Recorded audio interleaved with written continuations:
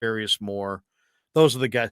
But I mean, if there was one, yeah, I would go with Ward over Mosley because I think Ward's a culture guy. But Mhm. I got to ask you about Ward here. We're finishing up here with Jesse.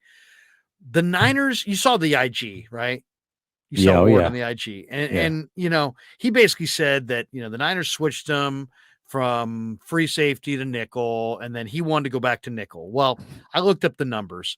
The highest paid nickel corner in the NFL makes 9.8 million per year.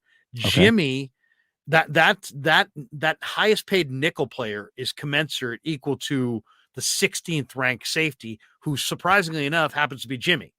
So the highest paid safety is Derwin James. He makes 19.1 million.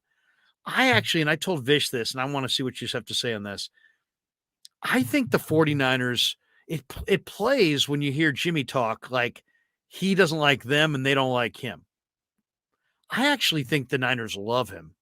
And I think that their desire to move him to nickel was partly because of the injury to Mosley, but also maybe a Parag move to try to get Jimmy at maybe higher, maybe record-setting slot corner money, and you're paying him 12 instead of slightly less than the highest paid safety, which means you're paying him 17, and you save that 5 million. But I think they want him on the team, but they're trying to hedge their bet to save a few bucks, and I think that has a lot to do with it.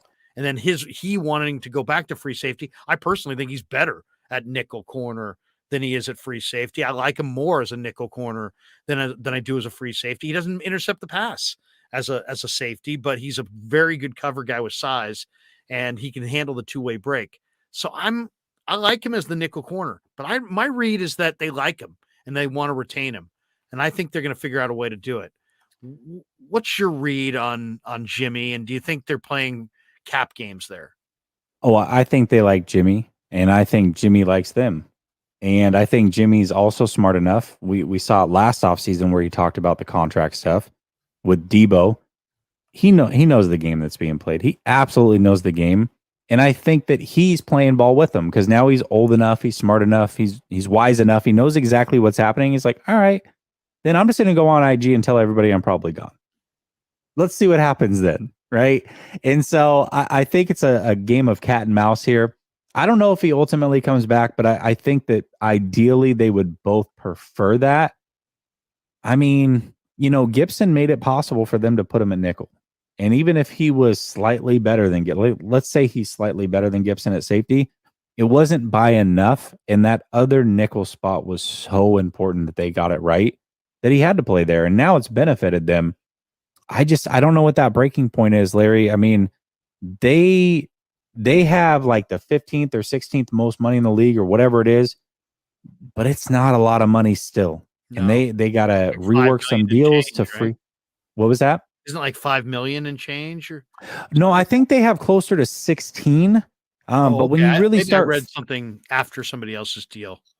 oh, Okay. it could be. I Yeah. mean, last I looked, it was close to 16. But either way, it's not a lot of money that they have. Now, reworking guys like CMC, that's going to free money up. But I just don't know if I can bring back Jimmy Ward at his age at anything north of 10, 11, maybe 12 if I'm pushing it.